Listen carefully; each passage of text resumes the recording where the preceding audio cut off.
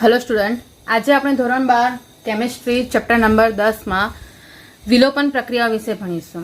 આપણે શરૂઆત કરી હતી ત્યારે રાસાયણિક પ્રક્રિયાઓ એટલે કે હેલો આલ્કેન સંયોજનોની રાસાયણિક પ્રક્રિયાઓની શરૂઆત કરી હતી, જેનામાં આપણે સૌથી પહેલા કેન્દ્રાનુરાગી વિસ્થાપન પ્રક્રિયાઓ જોઈ લીધી અને હવે આપણે એની અંદર જોઈશું એ છે સેકન્ડ જે છે એ છે વિલોપન પ્રક્રિયાઓ।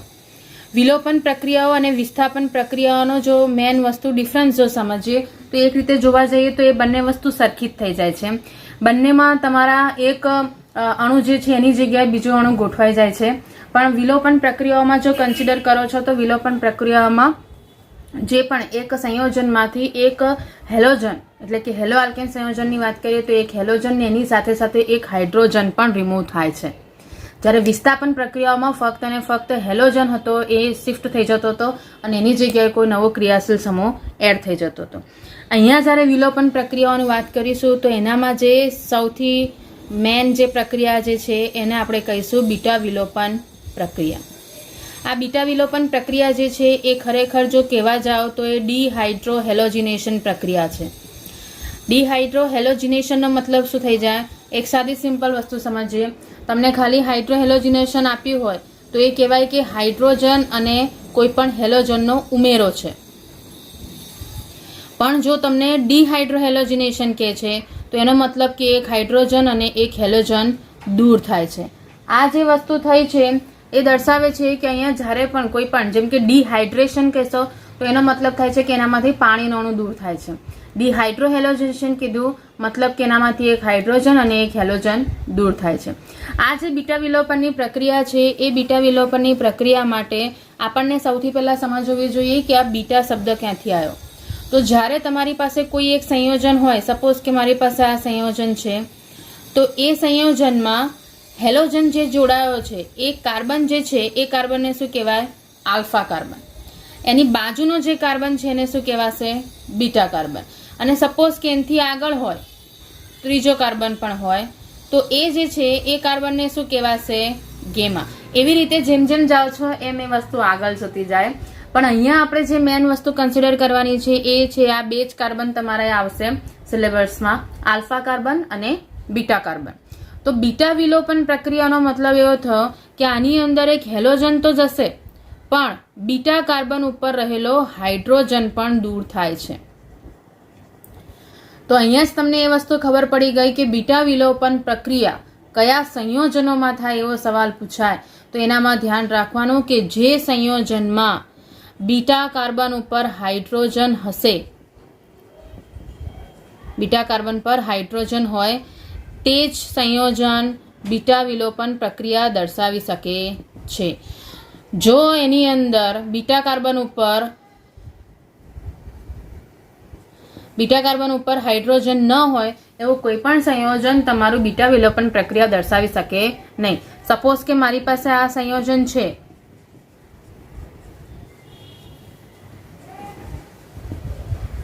બરાબર।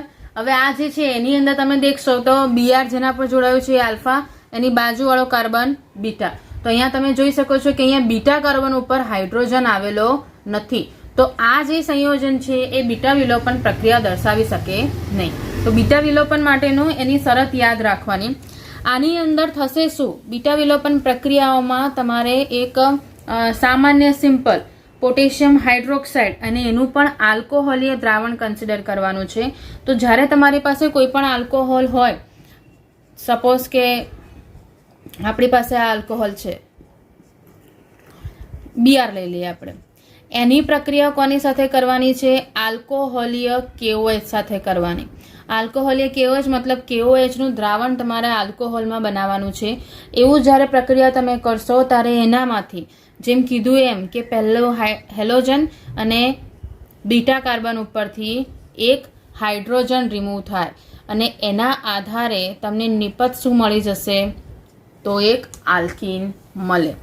આ જે છે એ તમારું શું હતું? 1 બ્રોમો પ્રોપેન હતું અને એનામાંથી નિપજ શું બની ગઈ? પ્રોપીન। આનો મતલબ બીટા વિલોપન જે છે એ આલ્કીનની બનાવટ દર્શાવતી પ્રક્રિયા છે, બરાબર છે।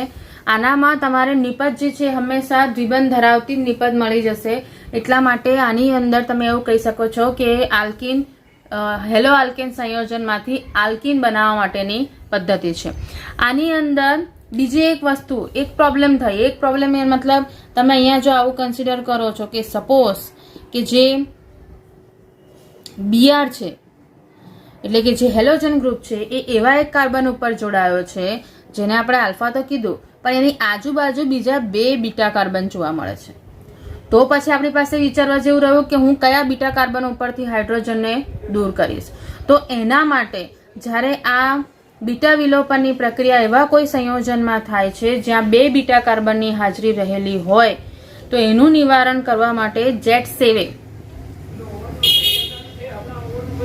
બરાબર જેટસેવ એને તમે જેટસેફ પણ નામ કહી શકો છો. પણ આ જેટસેફ નામનો જે વૈજ્ઞાનિક હતો એણે એના માટે કારણ આપી દીધું કે એની અંદર જે 2 નિપજ બની શકે કારણ કે બીટા કાર્બન છે તો બંને ઉપરથી હાઇડ્રોજન તો દૂર કરી શકાય. જેમ કે હું આને ફર્સ્ટ નંબર કન્સિડર કરું છું અને આને સેકન્ડ નંબર કન્સિડર કરું છું તો ફર્સ્ટ કાર્બનની નિપજ તમને કઈ આ રીતે મળી જશે અને એના જ જેવી બીજી જ્યારે નિપજ કન્સિડર કરશો તો એ બીજી નિપજમાં તમને શું મળશે તો છેલ્લો જે છે એના ઉપરથી હાઇડ્રોજન રિમૂવ થઈ જાય. હવે આ બંનેમાંથી મુખ્ય નિપજ કઈ કન્સિડર થાય તો એના માટે એણે જેટસેવ નામના વૈજ્ઞાનિકે એવું કન્સિડર કરાયું કે મુખ્ય નિપજ એ બનશે જેનામાં દ્વિબંધ ધરાવતા 2 કાર્બન જે હોય એ દ્વિબંધ ધરાવતા 2 કાર્બન ઉપર મહત્તમ અથવા તો વધારે ક્રિયાશીલ સમૂહ જોડાયેલા રહે, વધારે આલ્કાઇલ સમૂહ જોડાયેલા રહે એવો આલ્કીન જે છે એ મુખ્ય નિપજ કહેવાય. તો અહીંયા તમે જુઓ દ્વિબંધ ધરાવતા આ 2 કાર્બન છે એ 2 કાર્બન ઉપર જોડાયેલો આલ્કાઇલ સમૂહ કેટલો થયો? ખાલી આ એક જ થયો. જ્યારે અહીંયા તમે કન્સિડર કરો છો અહીંયા દ્વિબંધ ધરાવતા 2 કાર્બન છે એની સાથે જોડાયેલા આલ્કાઇલ સમૂહ કેટલા થયા?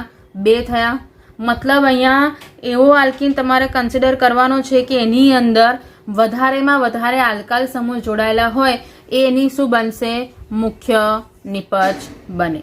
તો અહીંયા એક વસ્તુ ખાસ ધ્યાન રાખવાની કે જ્યારે તમારી પાસે 2 બીટા કાર્બન આવે તો એ 2 બીટા કાર્બન ઉપર ધ્યાન રાખવાનું છે એને મહત્તમ અથવા તો મુખ્ય નિપજ કન્સિડર કરવાની જેના દ્વિબંધ ધરાવતા કાર્બન સાથે વધારે આલ્કાઇલ સમૂહ જોડાયેલા હોય. તો તમને જ્યારે બીટા વિલોપનના અલગ અલગ ઉદાહરણ આપે ત્યારે એનામાં ધ્યાન રાખવાની વસ્તુઓ 2 થઈ. એક તો આલ્કોહોલીય KOH હોવું જરૂરી છે. સાદું જલીય KOH લેશો તેની નિપજ બદલાઈ જાય એ વસ્તુ ખાસ ધ્યાન રાખજો. જલીય નિપજની નિપજ બદલાઈ જશે જલીય આલ્કોહોલની KOHની. જલીય KOHમાં અહીંયા BR ની જગ્યાએ ખાલી OH આવી જશે. એ હેલો આલ્કેનમાંથી આલ્કોહોલની બનાવટ છે અને જ્યારે આલ્કોહોલિક KOH લેશો તો એ હેલો આલ્કેનમાંથી આલ્કીનની બનાવટ છે. તો એ 2 વસ્તુનો ડિફરન્સ સમજવાનો. બીજી વસ્તુ જો 2 બીટા કાર્બન હોય તો એનામાં પછી દ્વિબંધ ધરાવતા કાર્બનમાં જે વધુ આલ્કાઇલ સમૂહ ધરાવતા હોય એને મુખ્ય નિપજ કન્સિડર કરવી. આ જે છે વસ્તુ એના આધારે અહીંયા વિલોપન પ્રક્રિયાઓ આપણે સમજી. આગળ આપણે કેન્દ્રાનુરાગી વિસ્થાપન પ્રક્રિયા સમજી હતી.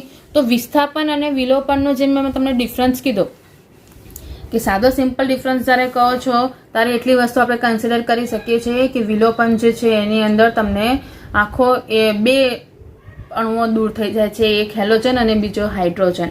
જ્યારે વિસ્થાપનમાં ખાલી એકની શિફ્ટિંગ થાય છે.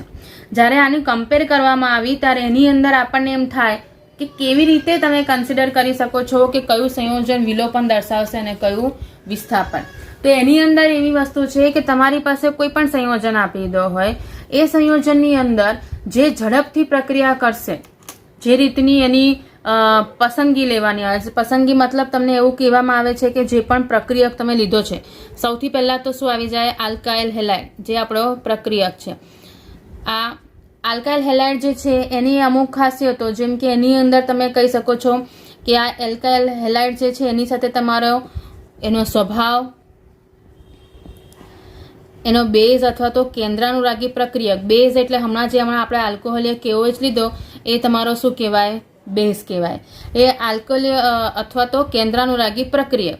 આ બેઝ અથવા તો કેન્દ્રાનુરાગી પ્રક્રિયક સાથેની એની કેવી રીતે પ્રક્રિયા કરી શકે એટલે કે જે વર્તવાનો જે ક્રમ છે આ આલ્કાઇલ હેલાઇડના આ ગુણધર્મ એટલે કે એનો સ્વભાવ કયો છે એ બેઝ અથવા તો કેન્દ્રાનુરાગી પ્રક્રિયક સાથે કેટલી ઝડપથી પ્રક્રિયા કરી શકે છે એના આધારે તમારે ડિસાઇડ થશે કે વિલોપન પ્રક્રિયા દર્શાવી શકે કે વિસ્થાપન પ્રક્રિયા દર્શાવી શકે. જો આની અંદરની બેઝ સાથેની એની પ્રક્રિયા ઝડપથી થતી હશે તો એ વિલોપન પ્રક્રિયા દર્શાવશે, અને કેન્દ્રાનુરાગી પ્રક્રિયક સાથે ઝડપથી પ્રક્રિયા કરતો હશે તો એ વિસ્થાપન પ્રક્રિયા દર્શાવશે. આના ઉપરાંત જે તમે કેન્દ્રાનુરાગી પ્રક્રિયક અથવા તો જે બેઝ વાપરો છો એની અંદર પણ તમે કન્સિડર કરી શકો છો કે એ કઈ રીતનો તમે બેઝ અને કેન્દ્રાનુરાગી પ્રક્રિયક ત્યાં વાપર્યો છે. આના જ કારણે તમને એક સાદું સિમ્પલ આપી દીધું છે કે સરળ જે આલ્કાઇલ હેલાઇડ છે, અથવા તો તમે એમ કન્સિડર કરી શકો કે 1 ડિગ્રી આલ્કાઇલ હેલાઇડ જે છે એ 1 ડિગ્રી આલ્કાઇલ હેલાઇડ તમારું SN2 પ્રક્રિયાને વધુ મહત્વ આપશે. એટલે 1 ડિગ્રી આલ્કાઇલ હેલાઇડ જે છે SN2 પ્રક્રિયા જે છે એને ઝડપથી કરી શકે જો એનું કમ્પેરિઝન બેઝ પ્રક્રિયાઓ સાથે કરો તે વખતની વાત છે.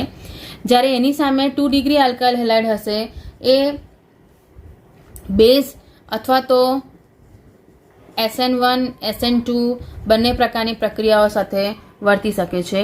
એના આધારે તમારી પાસે અહીંયા SN2 અને વિલોપન પ્રક્રિયાઓ થઈ શકે.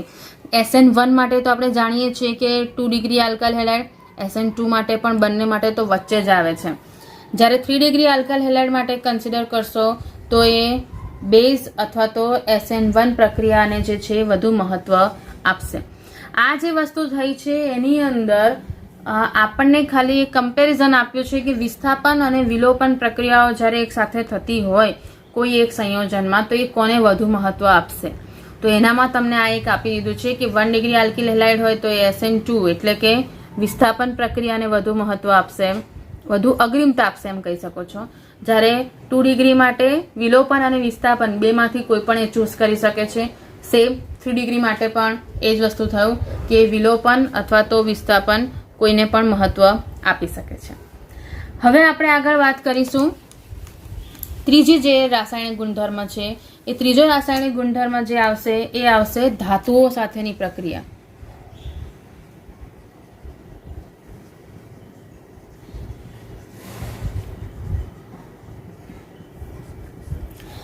આ પ્રક્રિયાની અંદર સાદી સિમ્પલ જો લેવા જઈએ છે તો અહીંયા તમને જે સંયોજનો જે આલ્કાઇલ હેલાઇડ સંયોજનો છે એ કોઈ એક ધાતુ સાથે જોડાઈને ધાત્વીય બંધ બનાવે છે.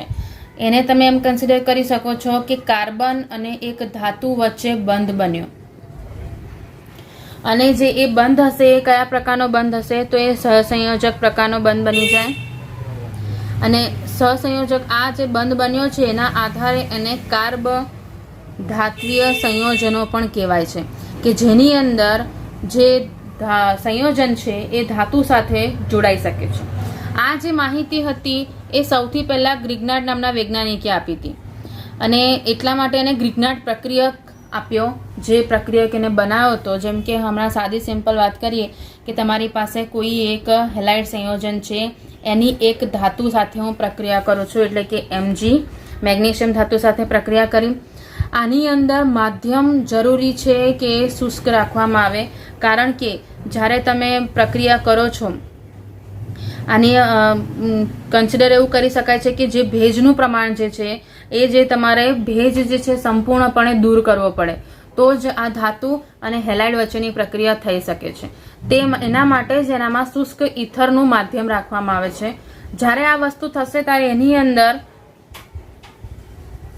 જે તમારો ધાતુ જે છે એ હેલાઇડ સાથે અહીંયા જોડાઈ જાય. આની અંદર જ્યારે તમે કન્સિડર કરશો ત્યારે એનામાં સાદું સિમ્પલ એનું પછી જ્યારે જળ વિભાજન કરો છો તો એ જળ વિભાજન મતલબ શું થઈ ગયું, પાણીનો અણુની સાથેની પ્રક્રિયા થઈ. તો એ જળ વિભાજનના અંતે તમારો જે હેલોજન જે છે એ હેલોજન સંપૂર્ણ રીતે દૂર થઈ ગયો, અને એની અંદર તમારું જે સાદું સિમ્પલ જે હેલો આલ્કેન સંયોજન હતો એનું રૂપાંતર શામાં થઈ ગયું, આલ્કેનમાં થઈ ગયું. એટલે ગ્રિગ્નાર્ડ પ્રક્રિયા આ જે છે ધાતુઓ સાથેની પ્રક્રિયા એને બીજું શું કહેવાય છે, ગ્રિગ્નાર્ડ પ્રક્રિયા. ગ્રિગ્નાર્ડ પ્રક્રિયા જે છે એ સાદું સિમ્પલ કન્સિડર કરો તો એ હેલો આલ્કેનમાંથી આલ્કેનની બનાવટનું સમીકરણ છે, આલ્કેનની બનાવટની પ્રક્રિયા છે. આ જે છે એને જો આપણે ઉદાહરણથી સમજીએ મતલબ ગ્રિગ્નાર્ડ પ્રક્રિયા તમારે એવી જગ્યાએ યુઝ થશે કે જેનામાં કોઈ પણ હેલો આલ્કેન સંયોજન છે એનું રૂપાંતર તમે કોઈ આલ્કેનમાં કરવું હોય તો તમે એને વાપરી શકો. સપોઝ કે હું અહીંયા લઉં છું, મારી પાસે ક્લોરોઇથેન છે, એની મેં સૌથી પહેલાં પ્રક્રિયા કરી મેગ્નેશિયમ સાથે, તો એનામાંથી તમને શું મળી જશે? MgCl મળશે. આ જે બને છે એ કોઈ પણ સંયોજનમાં જ્યારે બનાવશો એને હંમેશા શું કહેવાશે? ગ્રિગ્નાર્ડ પ્રક્રિયક. ગ્રિગ્નાર્ડ પ્રક્રિયક એટલે આ ગ્રિગ્નાર્ડ પ્રક્રિયકનો યુઝ તમે એવી પણ જગ્યાએ કરી શકો છો કે જેનામાં તમારે એક કરતાં વધારે કાર્બન ધરાવતું સંયોજન બનાવવું હોય તો. એને સમજીએ આપણે. પણ હમણાં જો હું સાદી સિમ્પલ વાત કરું તો આ ગ્રિગ્નાર્ડ પ્રક્રિયક છે. હવે એનામાં હું જળ વિભાજનની એની પ્રક્રિયા કરું છું, એટલે કે હું સાદી સિમ્પલ પાણીના અણુ સાથેની પ્રક્રિયા કરીશ તો મને શું નિપજ મળશે? તો આ H2O છે, શું એમાંથી છૂટું પડે? H અને OH. આ H જે છે અહીંયા જોડાઈ જશે તો નિપજ મળી ગઈ ઇથેન, અને આ MgOH Cl જે છે ત્યાં છૂટું પડી ગયું. બરાબર? MgOH અને Cl. બરાબર છે. તો આ જે વસ્તુ થઈ એ શું બતાવે છે કે અહીંયા હેલો આલ્કેન હતું એટલે કે ક્લોરો ઇથેન હતું, એનામાંથી એની નિપજ શું બની ગઈ? ઇથેન બની ગઈ. અહીં તમે જો કન્સિડર કરો છો તો સામાન્ય રીતે જ્યારે આવી રીતે તમે કોઈ પણ જે હેલો આલ્કેન સંયોજન છે એની ધાતુ સાથે પ્રક્રિયા કરી અને એનામાંથી આલ્કેનમાં રૂપાંતર કરી શકો છો. બીજું આની અંદર જો વસ્તુ સમજીએ, એક ગ્રિગ્નાર્ડ પ્રક્રિયકની જ્યારે વાત કરીએ છીએ જેની અંદર એક આલ્કેન છે, એનામાં R તરીકે તમે કશું પણ લઈ શકો છો, કોઈ પણ આલ્કેન સંયોજન આલ્કાઇલ સમૂહ લઈ શકો છો. મેગ્નેશિયમ ધાતુ છે અને X જે છે હેલોજન છે. આની અંદરની જો પરિસ્થિતિ જ્યારે સમજો તો અહીંયા જે મેગ્નેશિયમ છે એના ઉપર આંશિક ધન વીજભાર આવે, કારણ કે એની સાથે કોણ જોડાયું છે? હેલોજન જોડાયું છે, જેના ઉપર આંશિક ઋણ વીજભાર આવે, કારણ કે એ બંધના ઇલેક્ટ્રોનને પોતાની તરફ આકર્ષીને રાખે છે. એ જ વસ્તુ અહીંયા કાર્બન ઉપર થાય. જે કાર્બન મેગ્નેશિયમ સાથે જોડાયો છે એના ઉપર પણ આંશિક ઋણ વીજભાર આવશે, કારણ કે એ મેગ્નેશિયમ જે છે એના તરફથી ઇલેક્ટ્રોનને પોતાના તરફ ખેંચે છે. આ જે છે એના આધારે તમે અહીંયા જોઈ શકો છો કે આમ તો કાર્બન અને મેગ્નેશિયમ વચ્ચે સહસંયોજક બંધ બને છે, પણ એ ધ્રુવીય બંધ તરીકે પણ વર્તે છે. આ સહસંયોજક બંધ છે એ ધ્રુવીય બંધ તરીકે વર્તશે. એનું કારણ તમને કહી દીધું કે મેગ્નેશિયમ પાસે આંશિક ધન વીજભાર આવે એટલે ડેફિનેટલી કાર્બન પાસે આંશિક ઋણ વીજભાર આવે છે, કારણ કે મેગ્નેશિયમ પાસેથી પણ હજુ બીજા ઇલેક્ટ્રોન ખેંચે છે.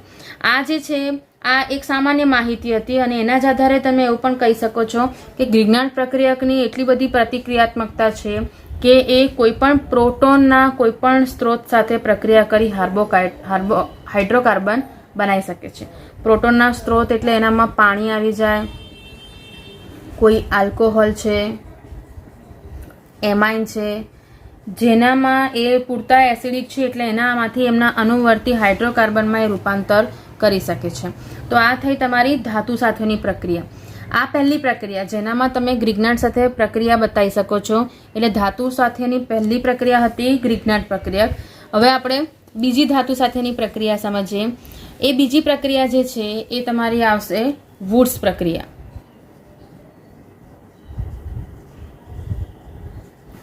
જેમ ગ્રિગ્નાર્ડ પ્રક્રિયક જે છે પર્ટિક્યુલર મેગ્નેશિયમ ધાતુ સાથેની પ્રક્રિયા છે, તો વુડ્સ પ્રક્રિયા જે છે એ પર્ટિક્યુલર તમારી સોડિયમ સાથેની પ્રક્રિયા છે. એની અંદર કોઈ પણ સંયોજન હોય, જેમ કે તમારો કોઈ હેલો આલ્કેન સંયોજન તમને આપ્યો છે, એની જ્યારે હું સોડિયમ સાથે પ્રક્રિયા કરું છું, આની અંદરની ખાસિયત છે કે આના બંનેના 2 મોલ યુઝ થાય અને એનામાંથી જ્યારે નિપજ મળશે ત્યારે તમારી પાસે જે નિપજ બનશે એ જે મુખ્ય પ્રક્રિયક હતો એના કરતાં બમણા કાર્બનની નિપજ તમને મળી જાય. એટલે વુડ્સ પ્રક્રિયા જો તમે કન્સિડર કરો છો તો એ વુડ્સ પ્રક્રિયામાં તમે એવું કહી શકાય છે કે એનામાં હેલો આલ્કેન સંયોજનોમાંથી જેટલા કાર્બન છે એના કરતાં બમણા કાર્બન ધરાવતી તમને નિપજ મળે. અને જો હું સાદી પ્રક્રિયા લખું તો 2RX + 2Na gives R' + 2NaX. અહીં તમે જોઈ શકો છો કે બમણા કાર્બન, જેટલા કાર્બન અહીંયા હશે એના કરતાં ડબલ કાર્બનની નિપજ તમને અહીંયા મળી જાય. આ સાદી સિમ્પલ વુડ્સ પ્રક્રિયા છે અને આમ તો આ પ્રક્રિયા તમે 11th પણ ભણી જ ગયા છો.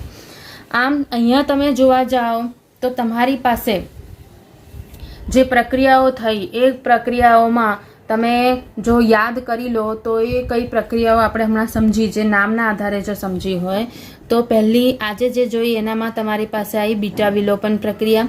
એને જો હું કન્સિડર કરું છું તો એ કઈ પ્રક્રિયા બનાવશે? તો એ હેલો આલ્કેનમાંથી આલ્કીન બનાવવાની પ્રક્રિયા થઈ, બરાબર. એવી રીતે જો બીજી પ્રક્રિયા કરું છું એ થઈ તમારી ગ્રિગ્નાર્ડ પ્રક્રિયા. ગ્રિગ્નાર્ડ પ્રક્રિયા જે છે એ શું થઈ? હેલો આલ્કેનમાંથી આલ્કેન બનાવવાની પ્રક્રિયા થઈ. વુડ્સ પ્રક્રિયા જો કન્સિડર કરો છો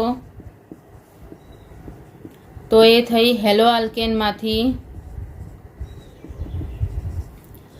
બમણા કાર્બન ધરાવતો આલ્કેન મેળવવાની પ્રક્રિયા થઈ. જ્યારે તમારી પાસે કોઈ પણ આવી રીતની પ્રક્રિયાઓ આવતી હોય ને એ પ્રક્રિયાઓને તમે આવી રીતે લખીને યાદ કરી લો તો તમને આસાનીથી થઈ જાય. હવે તમને એનામાં કોઈ પણ પરિવર્તન જ્યારે પૂછે છે તો કોઈ પણ હેલો આલ્કેન આપ્યો હોય ને એનામાંથી જો આલ્કીન મેળવવાનું આવે તો તમારે ત્યાં સમજી લેવાનું કે આ બીટા વિલોપનની પ્રક્રિયા હશે. જો તમને કોઈ આલ્કેન મેળવવાની પ્રક્રિયા પૂછે છે તો એ ગ્રિગ્નાર્ડ પ્રક્રિયા હશે, અને બમણા કાર્બન ધરાવતો આલ્કેન નિપજમાં પૂછ્યો હોય તો એ વુડ્સ પ્રક્રિયા હશે. એટલે તમને પરિવર્તનનું નામ વાંચીને ખબર પડી જવી જોઈએ કે મારે કયા પદ્ધતિના આધારે એનો જવાબ મેળવવાનો છે, અને એટલા માટે તમને આ રીતનું એના સ્ટેપ્સ બનાવી લેવા જરૂરી છે. અહીંયા આપણે હેલો આલ્કેન સંયોજનોની રાસાયણિક પ્રક્રિયાઓ સમજી લીધી. એટલે આલ્કેન સંયોજનોમાં કેન્દ્રાનુરાગી પ્રક્રિયક, પછી એનામાં વિલોપન પ્રક્રિયાઓ અને ધાતુઓ સાથેની પ્રક્રિયા આપણે અહીંયા સમજી. અને હવે આપણે એક સ્વાધ્યાયનો દાખલો દેખી લઈએ જે આના જ રિલેટેડ છે, જેમાં તમને માહિતી આપી છે. સંખ્યા જે છે આ રીતે છે કે પ્રાથમિક આલ્કાઇલ હેલાઇડ C4H9. હવે આવા જ્યારે દાખલા હોય ત્યારે ધ્યાન રાખવાનું કે પર્ટિક્યુલર દરેક લાઈનને સમજીને પહેલાં એનામાં કઈ પ્રક્રિયાઓ થઈ રહી છે એ દર્શાવી દેવાની, અને પછી તમે એનામાં જુઓ કે એનામાંથી કઈ નિપજ બનશે તો તમને આન્સર ઇઝીલી મળી જાય. તમને અહીંયા પહેલું કીધું છે કે આલ્કાઇલ હેલાઇડ C4H9Br. એને શું નામ આપી દીધું છે? એ. એની આલ્કોહોલીય KOH સાથે પ્રક્રિયા થાય છે. તો હવે તમને યાદ આવી જવું જોઈએ કે આલ્કોહોલીય KOH આપણે હમણાં જ સમજ્યા કે એ ખરેખર કઈ પ્રક્રિયા છે? તો બીટા વિલોપનની પ્રક્રિયા છે. એ બીટા વિલોપનની પ્રક્રિયા થાય તો એના દ્વારા જે નિપજ મળશે એ નિપજમાં તમારી પાસે સાદું સિમ્પલ લેવા જઈએ તો શું થઈ જશે? તમને અહીં આપી દીધું છે કે બી સાથે પ્રક્રિયા બી આપે છે, તો એમાં બીટા વિલોપનની પ્રક્રિયામાં શું થઈ જતું હતું? એક હાઇડ્રોજન અને એક હેલોજન દૂર થાય તો એ નિપજ શું બની જશે? C4H8 બની જાય. આ જે પ્રક્રિયા થઈ છે એ પ્રક્રિયાની અંદર તમારી પાસે હાઇડ્રોજન અને હેલોજન બંને રિમૂવ થઈ ગયા. હવે સેકન્ડમાં છે તો સંયોજન બી આપે છે, મળી ગયું. સંયોજન બી જે છે HBr સાથે પ્રક્રિયા કરી અને C આપે છે, તો હું આને બી આપું. હવે શાની સાથે પ્રક્રિયા કરશે? HBr સાથે. HBr એકલું આપ્યું છે. જો તમને પેરોક્સાઇડ આપ્યું હોત તો તમારે માર્કોનિકોવના નિયમ પ્રમાણે વિચારવું પડે, પણ અહીંયા તમને પ્રતિ માર્કોનિકોવના નિયમ પ્રમાણે વિચારવું પડે, પણ અહીંયા ખાલી HBr આપ્યું છે એટલે માર્કોનિકોવ પ્રમાણે પ્રક્રિયા કરવાની. પણ હમણાં આપણે અણુસૂત્રના આધારે જ કન્સિડર કરીશું, અને પછી એની જ્યારે પ્રક્રિયા લખીશું ત્યારે અહીંયા ધ્યાન રાખવાનું છે કે આ કઈ પ્રક્રિયા છે? તો એ છે માર્કોનિકોવની પ્રક્રિયા, જેમાં બધું જ એડ થઈ જાય તો શું થઈ જશે? C4H9 અને Br. હવે આમાં ધ્યાન રાખો, તમને અહીંયા આપ્યું છે જે C આપે છે એટલે કે આ C થયો, પણ એ એનો સમઘટક છે. મતલબ અહીંયા અણુસૂત્ર સરખું દેખાય છે પણ એમના બંધારણીય સૂત્રમાં ફરક હશે એ વાળી વસ્તુ આપણે યાદ રાખવાની. તો અહીંયા આપણે એને કન્સિડર કરીશું એનો સમઘટક. આ જે વસ્તુ છે આ એટલા માટે પોઈન્ટ્સ લખું છું કે જ્યારે તમે એની રાસાયણિક પ્રક્રિયાઓ લખો ત્યારે તમને એ વસ્તુ ધ્યાન રહે કે આના કરતાં બંધારણ આનું અલગ હોવું જરૂરી છે. તો ત્યાં જ આપણને ખબર પડી જાય કે માર્કોનિકોવ પ્રમાણે તો જ્યારે Br લખીશું તો એ Br ક્યાં હશે? 2 ડિગ્રી પર હશે, એટલા માટે એ આના કરતાં અલગ જ હશે. હવે આગળ આપ્યું છે કે જ્યારે આ જે નિપજ તમારી મળી છે, બરાબર છે, જ્યારે ની સોડિયમ ધાતુ સાથે પ્રક્રિયા કરી સંયોજન ડી મળે છે, જે શું મળે છે? C8H18, જે નોર્મલ બ્યુટાઇલ બ્રોમાઇડ સાથે સોડિયમની પ્રક્રિયા દ્વારા બનતા સંયોજનથી અલગ છે. આનો મતલબ અહીંયા તમને જ્યારે નિપજ મળે છે ત્યારે એ નિપજ જે તમને અહીંયા મળશે એ નિપજમાં તમને ફાઇનલ નિપજ જે મળી રહી છે એ ફાઇનલ નિપજ જે છે એ સામાન્ય એ જે શરૂઆતનો હતો એનું જ્યારે તમે સોડિયમ ધાતુ સાથે પ્રક્રિયા કરો, મતલબ કઈ પ્રક્રિયા થઈ? વુડ્સ પ્રક્રિયા. તો જે નિપજ મળશે એ આ ફાઇનલ નિપજ દ્વારા જે સોડિયમ સાથે પ્રક્રિયા કરીને આપણને મળશે CH818 એ ડી નિપજ જે મળશે એ તમારી નોર્મલ બ્યુટાઇલ બ્રોમાઇડ સાથેની સોડિયમ ધાતુ પ્રક્રિયા દ્વારા બનના કરતા સંયોજનથી ભિન્ન હશે. તો તમારે અહીંયા એનું બંધારણ સૂત્ર લખવાનું છે. હવે આ જે આખી પ્રક્રિયા થઈ ગઈ એની અંદર આપણને બેકગ્રાઉન્ડ આ રીતે તૈયાર થઈ ગયું. હવે જ્યારે એની પ્રક્રિયા લખવાની હોય તો એ પ્રક્રિયામાં આપણે લખવાની શરૂઆત કરીએ તો C4H9Br બરાબર છે. તો તમને એનો અહીંયા સમઘટક આપી દીધો છે. વસ્તુ ધ્યાન રાખવાની છે કે તમને આપ્યું છે કે નોર્મલ બ્યુટાઇલ બ્રોમાઇડની જ્યારે સોડિયમ સાથે પ્રક્રિયા કરશો તો એની જે નિપજ મળે છે એના કરતાં આ નિપજ અલગ આવે છે. તો સૌથી પહેલાં તો આપણે એ દેખી લઈએ કે નોર્મલ બ્યુટાઇલ બ્રોમાઇડ સાથે જ્યારે સોડિયમની પ્રક્રિયા કરશો તો નિપજ આપણને શું મળે? તો આના હું 2 મોલ લઈશ, 2 મોલ સોડિયમ સાથે પ્રક્રિયા કરું તો જવાબ મને શું મળી જશે? એક સાદો ઓક્ટેન 8 કાર્બન ધરાવતો સાદો કાર્બન, એટલે મને નિપજ મળશે normal octane. Normal butyl bromide કીધું છે એનો મતલબ કે તમારે 1 બ્રોમો બ્યુટેન લેવું પડે અને 1 બ્રોમો બ્યુટેનનું જ્યારે સોડિયમ ધાતુ વડે તમે એનું બમણા કાર્બન કરો છો તો એ 8 કાર્બન સીધી લાઈનમાં ગોઠવાયેલા હોય. તો હવે અહીંયા પ્રશ્ન તમને કહી દીધું છે કે આ જે નિપજ મળે છે એ આ નિપજ એ આના કરતાં અલગ હોવી જોઈએ. મતલબ તમારે સાદું સિમ્પલ જે આ એ જે છે એ સાદો એટલે કે નોર્મલ બ્યુટાઇલ હોય નહીં.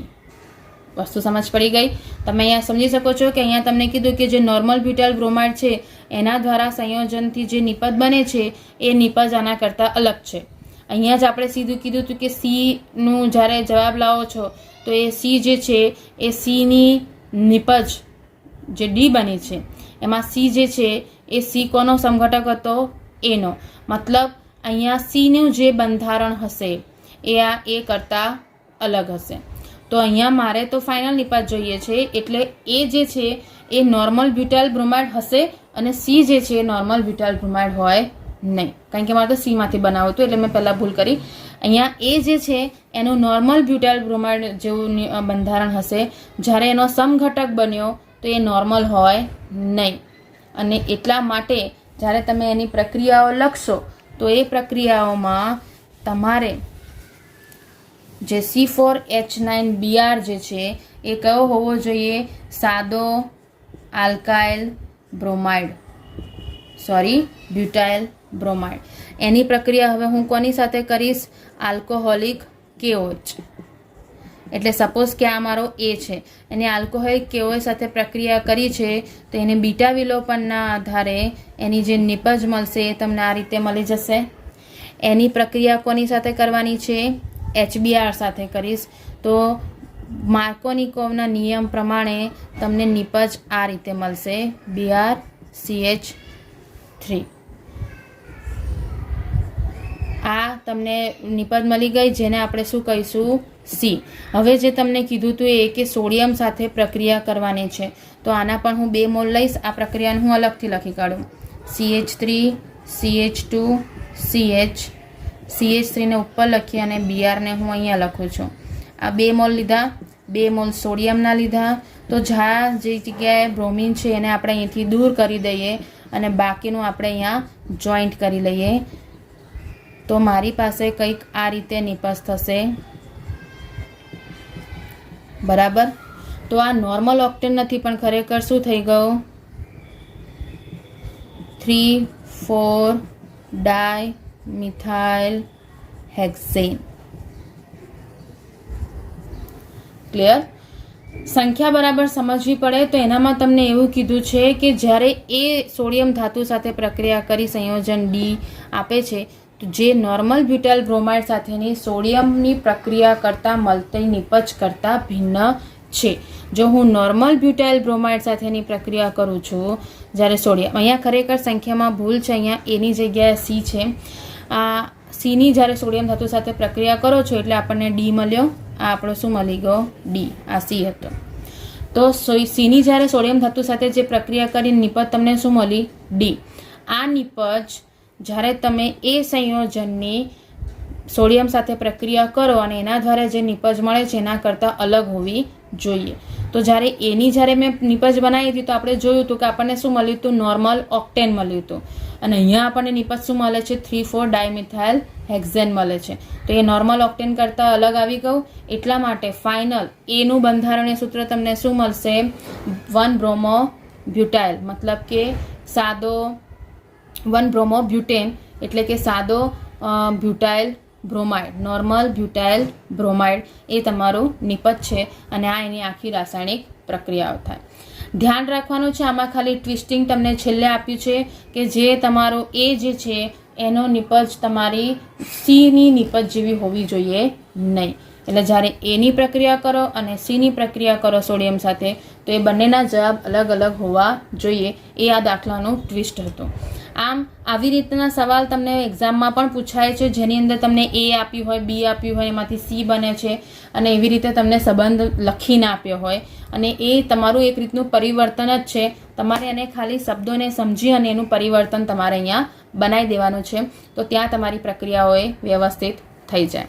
ક્લિયર છે?